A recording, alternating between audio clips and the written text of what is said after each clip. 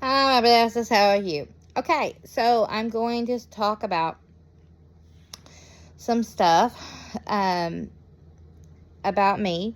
But first of all, thank you, Facebook people, for liking it and viewing on my comments and doing all nice. I have almost 60 followers, and thank you, YouTube. I recently got a YouTube channel. Thank you for you guys.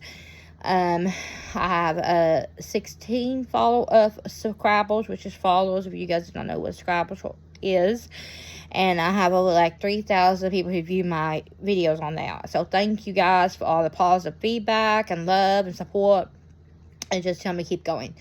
And my mom had a great birthday, so thank you for reaching out and telling her happy birthday and all that. And so I wanted to talk to you about, well, me. So, like you guys know, I have autism. I have had a great life. I've had a great childhood. I did not have a good school system. I actually got PTSD from school system.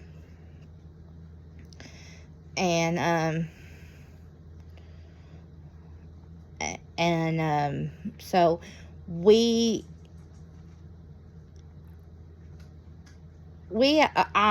I should say we, but everybody has autism. We all want to be accepted, is what I was trying to say.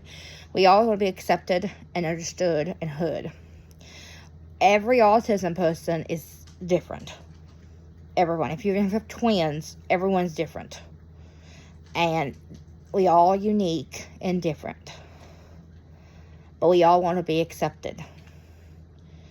And I'm so happy that something inside of me and let me just go ahead and do these videos and be hood and have a platform to talk about things that I really have been wanting to talk for years. And getting me out. I feel I want to be hood. And I will explain how I had my rules took away when I was younger. I didn't talk till I was 4 years old. And then from a really bad situation that I developed PTSD from, I didn't have a voice because I was young and because I was young and couldn't take up for myself. But don't worry, my mom and my family did. So that's why I say, I don't feel hood. That's because I have my voice. And I'm very outspoken now, and I'm very opinionative now. I'm not going to be fake, and I'm going to be honest with you guys. I don't know why people go around being fake all the time. I mean, you got to take it, understand when and when not to do it. But you guys have to use your head on it. But going around being fake all the time, what are you going to do when this life is over? Just say, oh, well, I was fake. I had a fake life the whole time.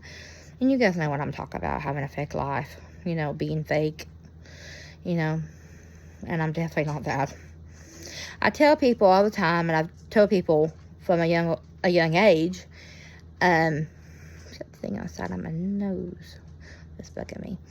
But I tell people, you're either going to love me or hate me by the time I get done meeting with you.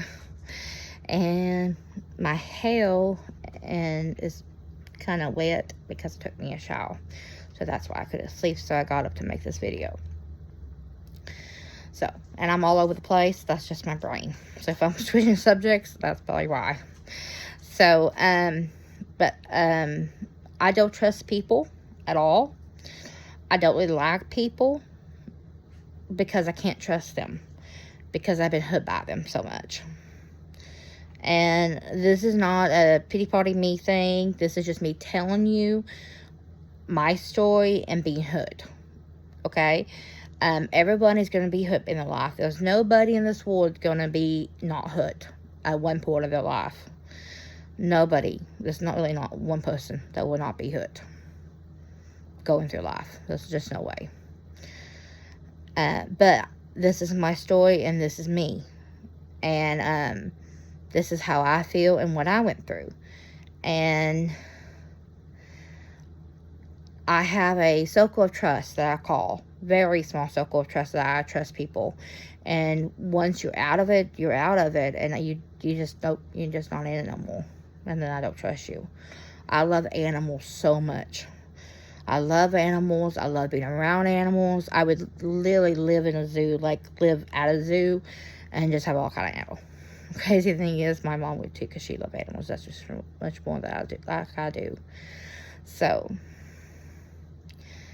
I have always wanted to make a video, like, to my younger self video.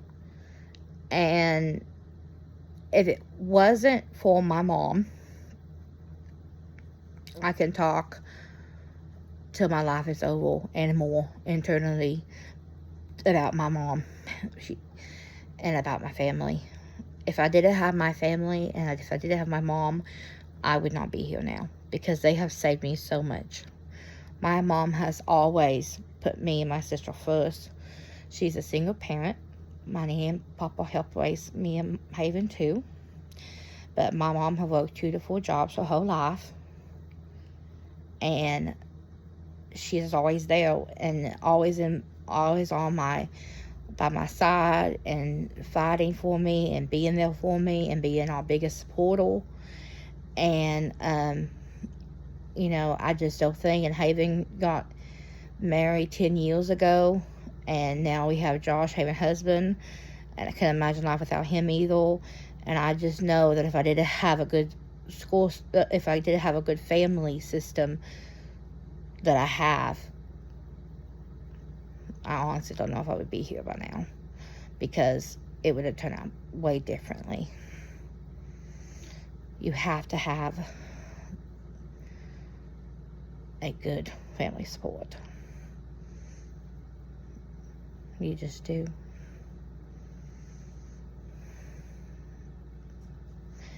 And there's not a manual. I mean, they have books of autism and Asperger's, and I actually was diagnosed with autism and Asperger's, and I think I was diagnosed with ADHD. I gotta ask Mom about that one, but I think I'm diagnosed with that too. But there's no book on how to raise us, because everyone's different. Autism does not come with a manual. They don't come with a manual. But somehow, you know, what's crazy is somehow I think what people don't understand is love is sometimes the answer to everything.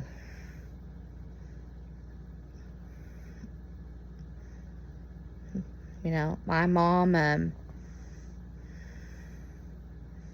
God, I'm just so lucky to have her as my mother. You know, she taught me and Haven, my sister, taught me and Haven to have the same respect for a CEO as the janitor.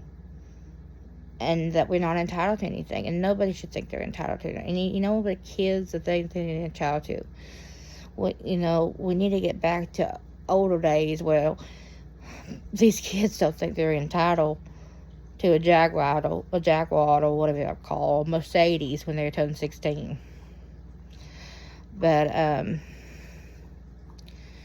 I always thank police officers, and I always thank veterans. I thank you guys so much for everything you do. I can never pass one up. If I'm eating with Mom, if I'm eating, I have to go up and tell the police officer thank you for your service, even if they're eating. But I have a lot more to say about me and autism and in my life and my RSD, my nerve damage, and the pain I go through. And I have funny videos and funny stories, and I have so much in my brain. And I'm so happy that the Facebook group is going okay and the YouTube channel is going okay, so I can actually have a platform and I can actually tell you guys and get it out of my brain It's funny because if you ask some autism people, it's like, because I talk all the time and I'm always skipping around to different things, and you guys will notice that probably pretty quick. And it's funny because it's like the things I don't say that's in my brain. It's like, you guys say so much, but you guys, you know, if you guys only knew what's in my brain that I'm not saying. Oh dear. But I just want to come on here and talk. This is part 1. I'll do a part 2 because I don't know how long these videos are supposed to be. Okay, bye, rabbit asses.